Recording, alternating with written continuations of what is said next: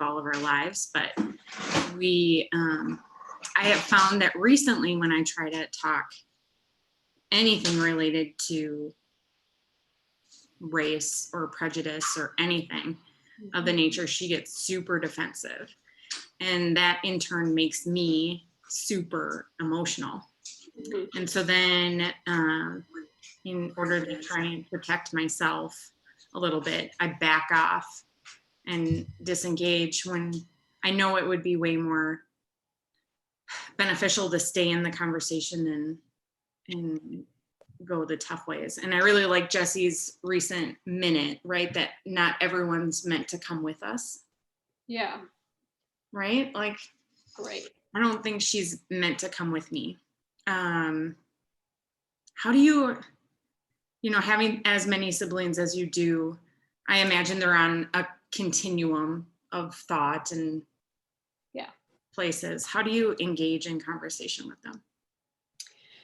I will say this, the conversation that was had was via text. And so just being maybe more aware of the platform that you're using. I don't know that text was the best option because I think there might have been a lot of offenses made that were read into maybe. And so I will preface by saying the majority of the conversations that I've had have been via text because it was the beginning of COVID. We were all kind of at home. I think emotions were already a little bit on high, just with everything that was going on in our country. And so yeah, as far as like approaching that, I think in the process, what I think that we kept coming back to is saying, we're going to continue this conversation with grace, and we're going to continue this conversation and not be reactionary. And not, even as we were so angry and indignant, we were just like fuming when we would get a text response, but it was pausing and saying, let me gather my thoughts and let me take a step back.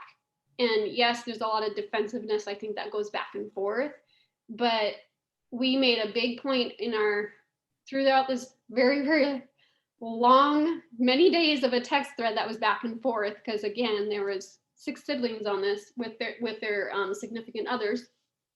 And so for that, it was just a lot of like, hey, just remembering not to respond in anger because nobody's going to hear you then. Nobody's going to. And I felt like really proud of Nate, my husband, and I for just not being overly reactionary, but challenging and pushing, even if there was a lot of pushback. Even though we did get a lot of pushback, but we would challenge those things again. And we kept going back to certain topics saying, you're not addressing this. You're not addressing this.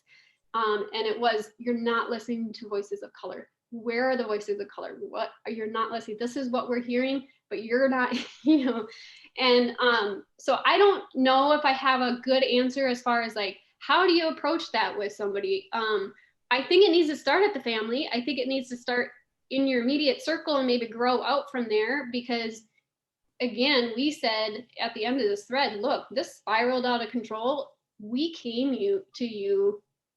Yes, these topics